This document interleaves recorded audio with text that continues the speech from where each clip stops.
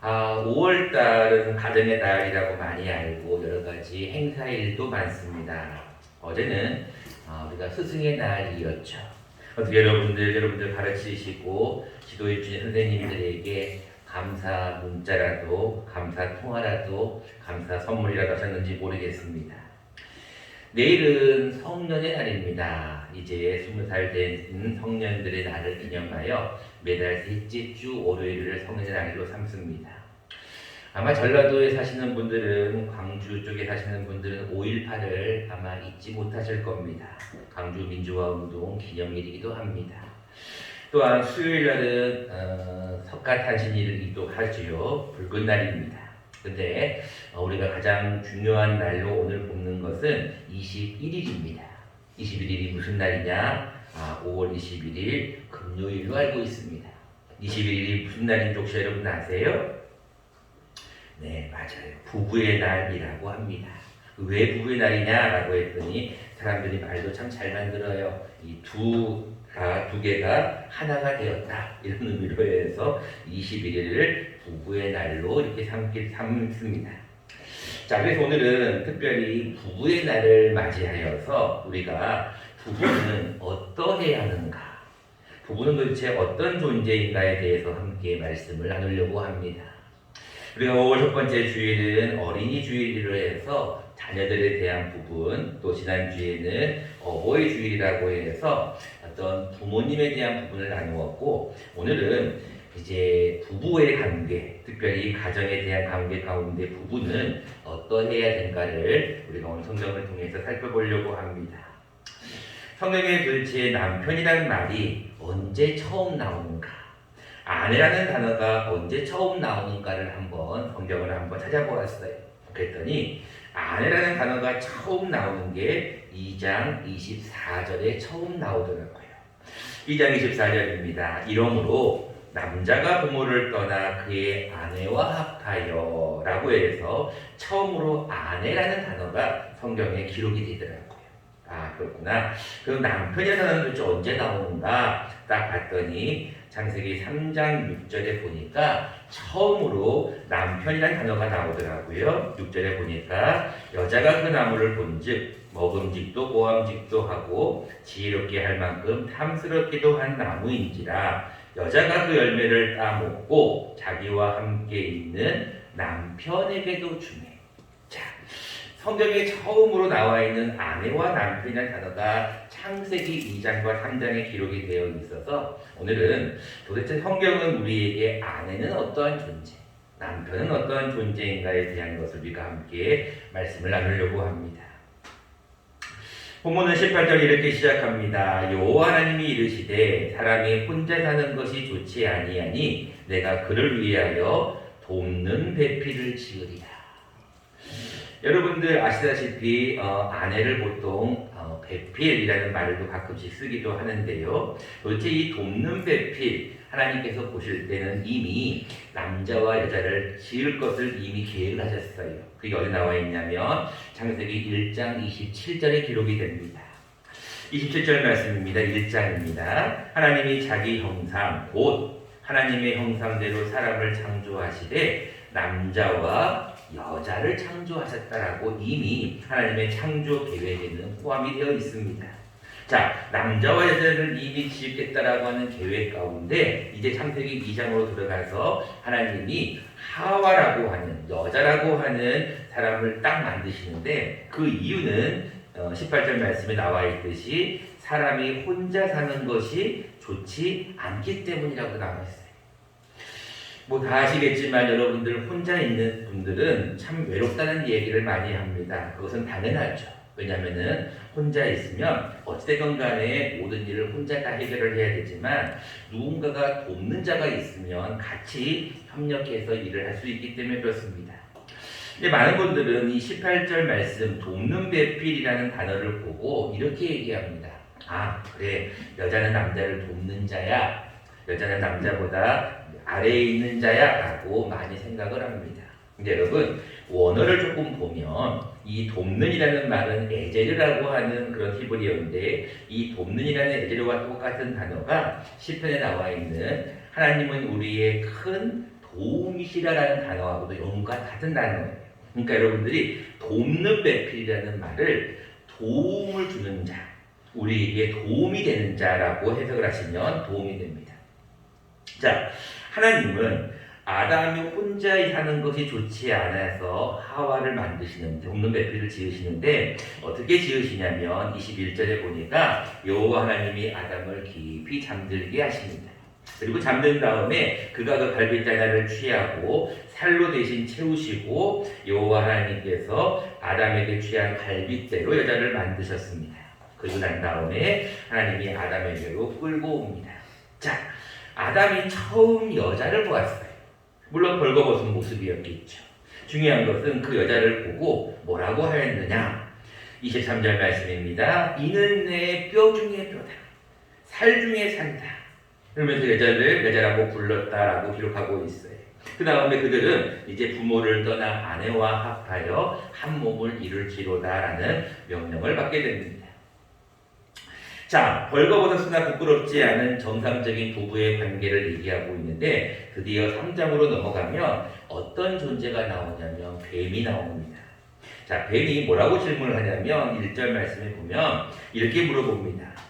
야, 여자에게 묻는 겁니다. 하나님이 참으로 너희에게 동산 모든 나무의 열매를 먹지 말라 하시더냐. 여러분, 사탄은요 아주 교묘합니다. 그럴듯하게 질문을 해요. 우리가 만약에 하와에게 야, 너 처음부터 선악과를 먹지 말라 하더냐 라고 물어봤으면 하와가 조금은 좀 이상하게 생각했을지도 몰라요. 근데 사탄은 두리뭉실하게 들어옵니다. 그럴듯하게 들어와요.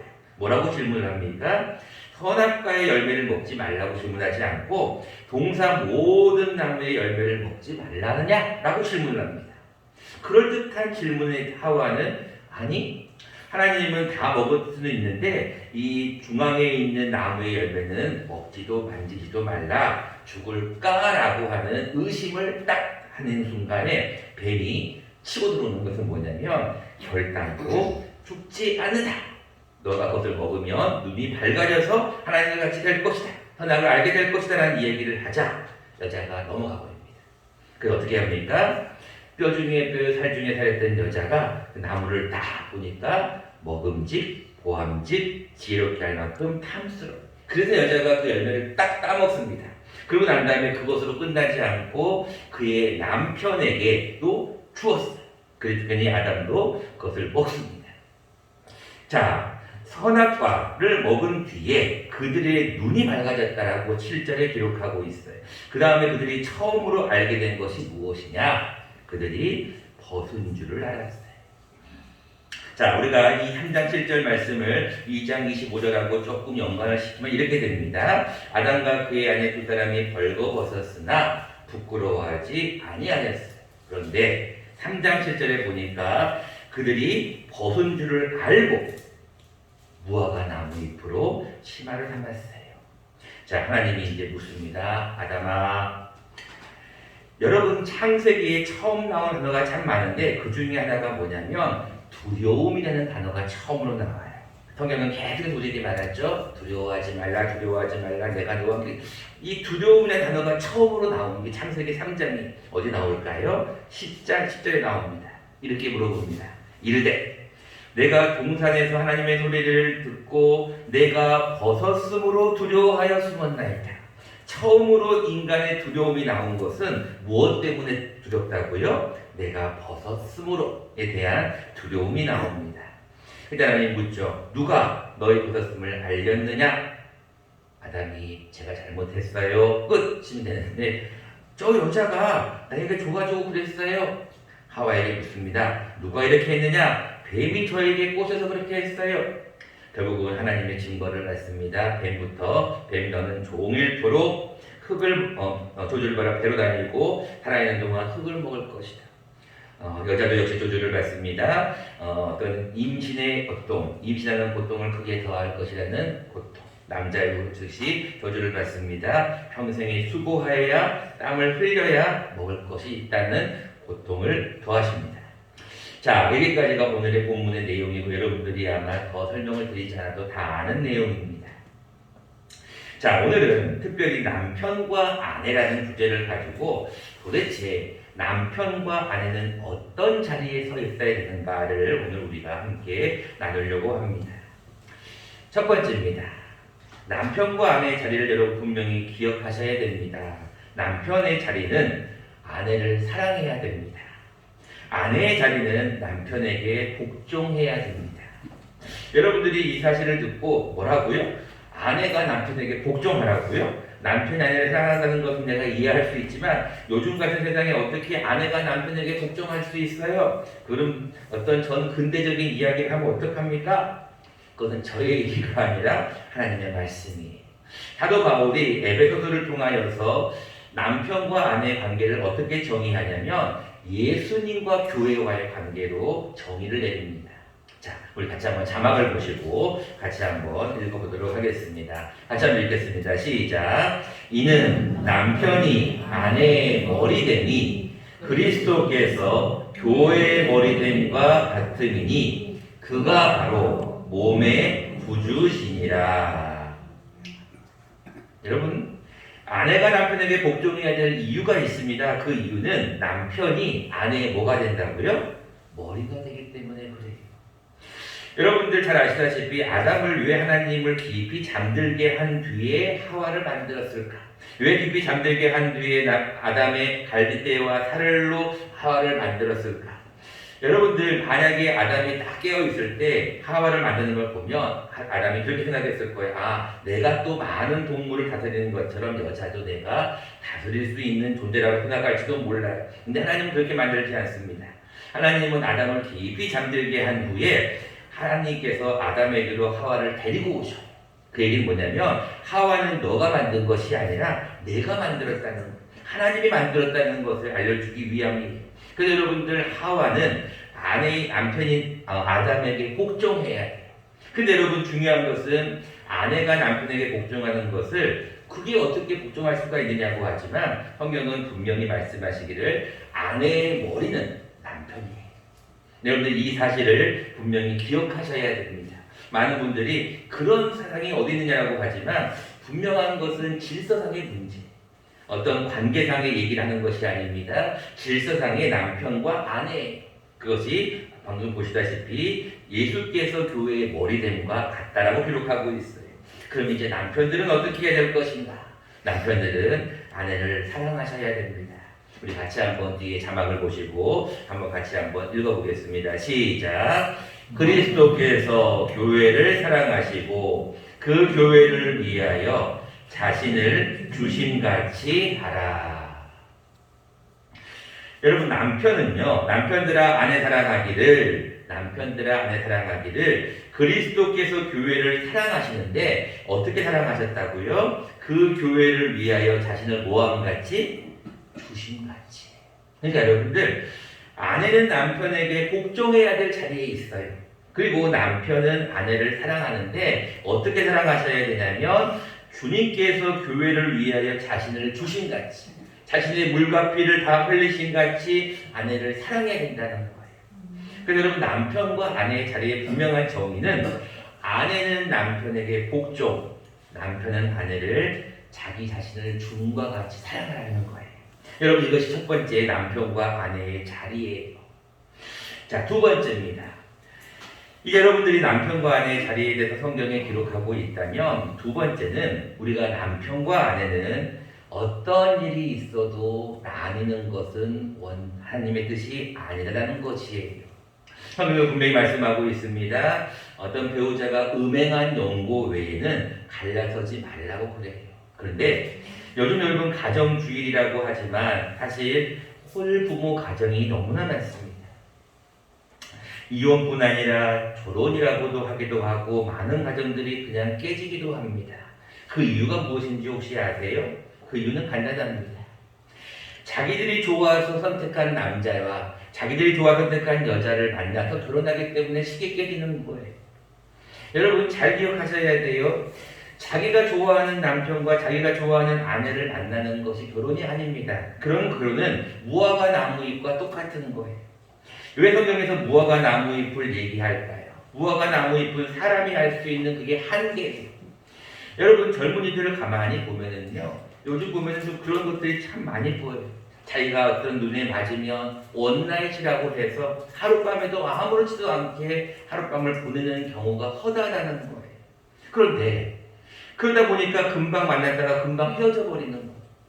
우리 옛날 어른들처럼 오랫동안 한 남편과 한 아내를 두고 같이 사는 경우가 쉽지가 않다는 거예요. 그 이유는 간단합니다. 자기들의 눈으로 사람을 선택하기 때문에 그래요. 여러분, 결혼이라는 게 무엇인가요? 저도 어제 결혼식을 가서 또 느꼈던 것은 그거예요. 내가 결혼할 때 어떤 마음이 있는가를 다시 한번 생각을 해보았어요. 여러분, 결혼이라는 건 그런 겁니다. 여러분들 자녀든 손주든 잘 기억하셔야 돼요. 그리고 가정을 이룰 거기 때문에 그렇습니다. 결혼은 한 남자가 자기가 좋아하는 여자를 만나고 한 여자가 자기가 좋아하는 남자를 만나서 같이 한 몸을 이루는 게 결혼이다? 아니에요.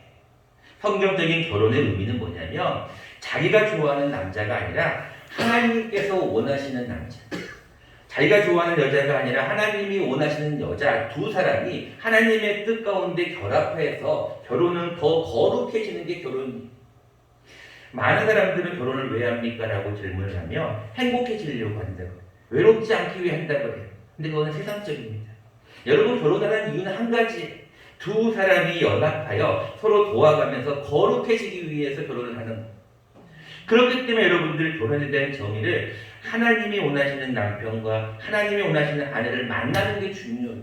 그 일을 위해 여러분들은 자녀를 위해 기도해 주셔야 돼요. 자녀들이 하나님이 원하시는 배우자를 만날 수 있도록 기도하셔야 돼요. 그냥 자기들 나가서 너 좋아하는 배우자 데리고 와라? 아니에요. 그건 결혼이 아니라 금방 헤어질 수밖에 없는 그런 만남이에요. 결혼은 하나님이 짝지어 주신 사람을 만나야 돼요.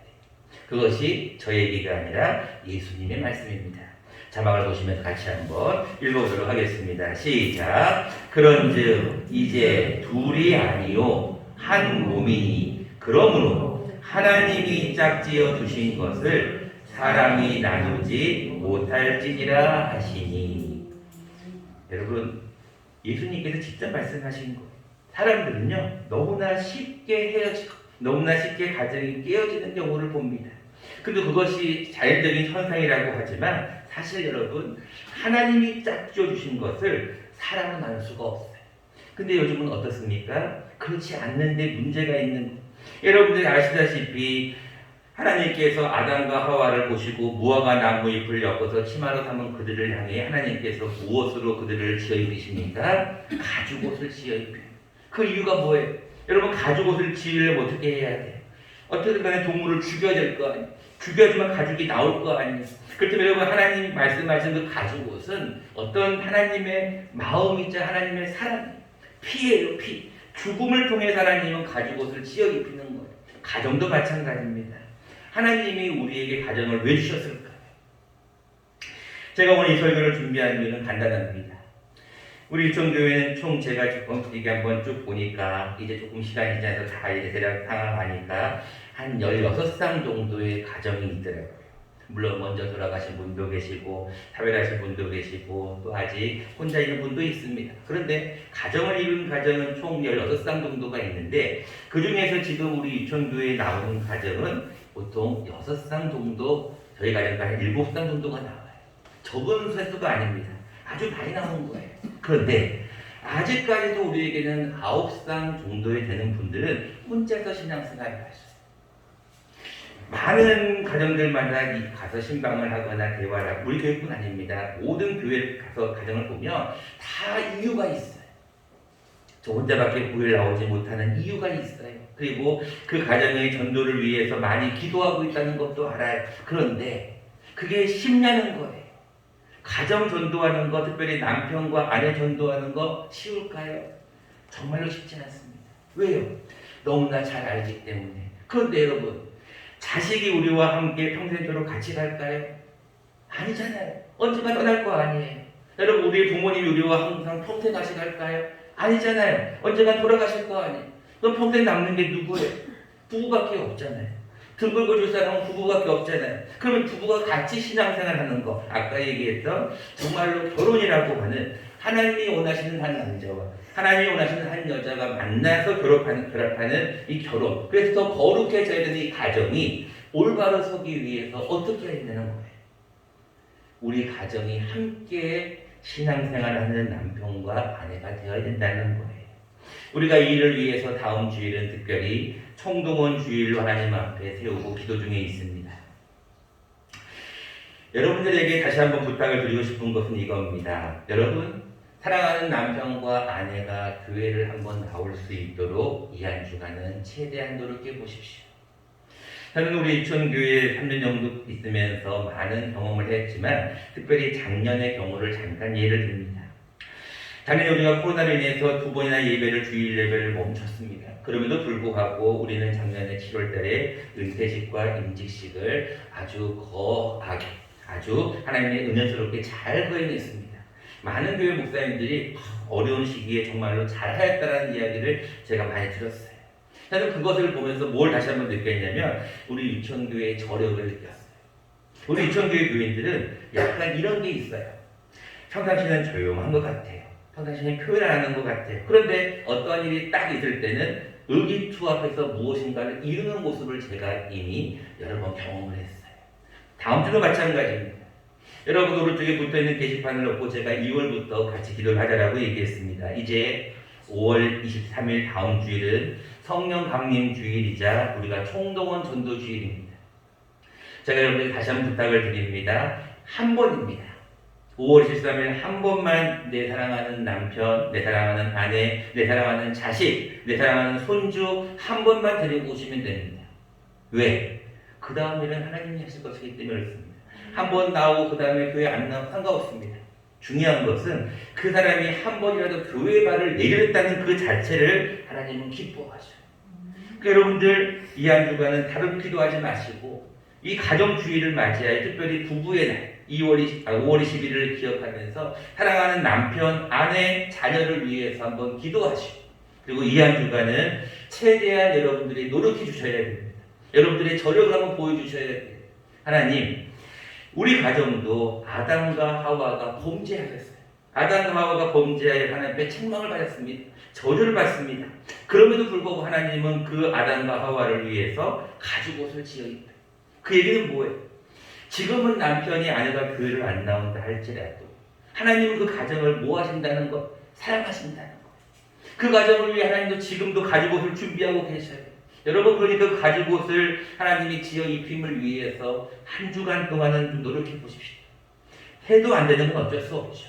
그러나 여러분 정말로 기도하시고 노력하시면 그동안 기도에 걸음이 쌓여있기 때문에 걸음이 되어 있는 곳은 언젠가는 싹이 자라게 되어 있고 열매가 자라게 되어 있어요. 그때를 여러분들 특별히 다음 주로 한번 디데이를 잡으시고 이 한 주간 함께 기도했으면 좋겠습니다.